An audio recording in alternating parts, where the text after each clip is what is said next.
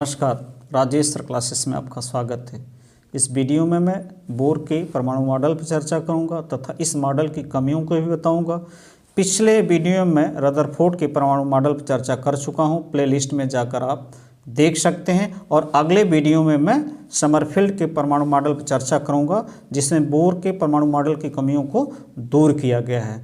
तो देखिए बोर का परमाणु मॉडल। सन 1913 में निल्स बोर ने मैक्स प्लैंक के क्वांटम सिद्धांत की सहायता से रदरफोर्ड के परमाणु मॉडल की कमियों को दूर करते हुए एक अपना नया परमाणु मॉडल प्रस्तुत किया, जो निम्न है। 1913 में निल्स बोर ने मैक्स प्लैंक के क्वांटम सिद्धांत की सहायता से रदरफोर्ड के परमाणु मॉडल की कमियों को दूर करते हुए अपना नया परमाणु मॉडल प्रस्तुत किया।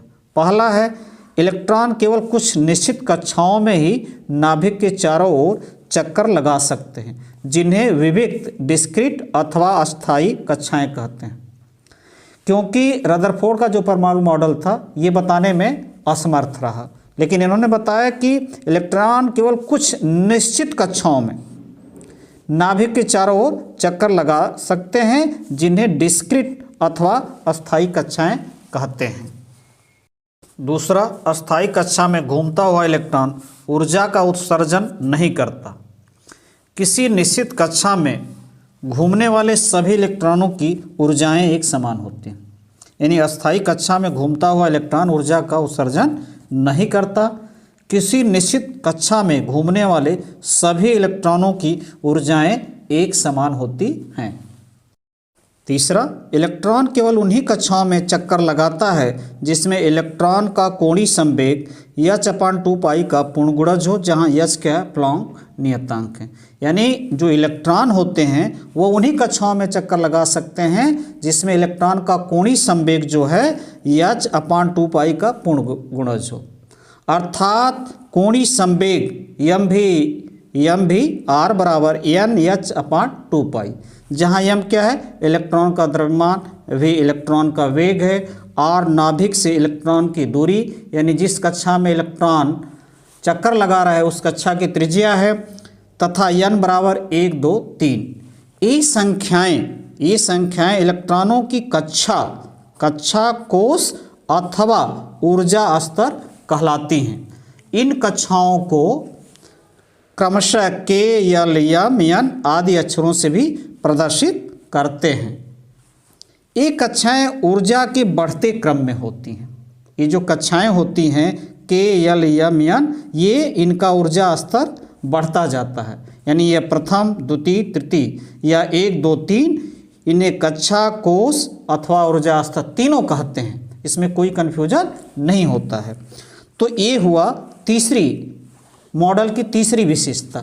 अब देखिए, इसको चित्र के माध्यम से समझने का प्रयास करिए। ये देखिए है नाभिक, और इलेक्ट्रॉन जो है ये K, L, M, N जो प्रथम ऊर्जा स्तर, द्वितीय ऊर्जा स्तर, तृतीय ऊर्जा स्तर, चतुर्थ ऊर्जा स्तर, इसी प्रकार इन्हें K, L, M, N से भी प्रदर्शित करते हैं, 1, 2, 3, 4 से भी प्रदर्शित करते हैं। इन्हें मुख्य क्वांटम संख्या भी कहते हैं। और इनका ऊर्जा स्तर जो है बढ़ते हुए क्रम में, इसका ऊर्जा स्तर इससे कम, यानी बढ़ते हुए क्रम में, इसका इससे कम, यानी जो आगे बढ़ेंगे उनकी ऊर्जा स्तर बढ़ता जाएगा। तो ये है कक्षाओं की स्थिति।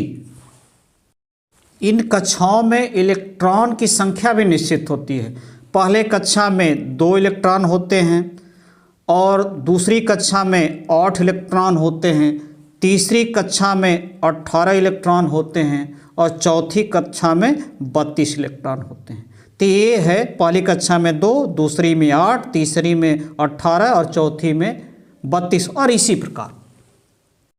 जब इलेक्ट्रॉन निम्न कक्षा से उच्च कक्षा में जाता है तो ऊर्जा का अवशोषण करता है, और जब इलेक्ट्रॉन उच्च कक्षा से निम्न कक्षा में जाता है तो ऊर्जा का उत्सर्जन करता है। अतः अवशोषित अथवा उत्सर्जित ऊर्जा का मान कक्षाओं के ऊर्जाओं के अंतर के बराबर होता है। यानी जब इलेक्ट्रॉन निम्न कक्षा से उच्च कक्षा में जाता है तो ऊर्जा का क्या करता है, अवशोषण करता है। लेकिन जब इलेक्ट्रॉन उच्च कक्षा से निम्न कक्षा में जाता है तो ऊर्जा का उत्सर्जन यानी ऊर्जा क्या करता है, निकालता है। अतः अवशोषित अथवा उत्सर्जित ऊर्जा का मान कक्षाओं के ऊर्जाओं के अंतर के बराबर होती है। तो देखिए, अवशोषित अथवा उत्सर्जित ऊर्जा बराबर E2 माइनस E1 बराबर H इंटू न्यू, जहाँ E1 तथा E2 क्रमशः कक्षाओं के ऊर्जाएं हैं, कक्षाओं की ऊर्जाएं हैं। H क्या प्लॉन्क नियतांक है जिसका मान 6.63 × 10⁻34 जूल सेकेंड होता, तथा न्यू उत्सर्जित अथवा अवशोषित विकिरण की आवृत्ति होती है। बोर के परमाणु मॉडल की कमियां। यह मॉडल केवल एकल इलेक्ट्रॉन वाले परमाणु जैसे हाइड्रोजन अथवा आयन जैसे हीलियम लिथियम के उत्सर्जन स्पेक्ट्रम की व्याख्या कर सकता है तथा अधिक इलेक्ट्रॉन वाले परमाणुओं के उत्सर्जन स्पेक्ट्रम की व्याख्या नहीं कर सकता। यह जो मॉडल है बोर का, वह एकल इलेक्ट्रॉन यानी जिन परमाणुओं के कक्षा में एक इलेक्ट्रॉन होते हैं उन्हीं की उत्सर्जन स्पेक्ट्रम की व्याख्या कर सकता है, और यदि कक्षा में एक से अधिक इलेक्ट्रॉन हैं तो ऐसे इलेक्ट्रॉनों के उत्सर्जन स्पेक्ट्रम की व्याख्या बोर का परमाणु मॉडल नहीं कर सकता है।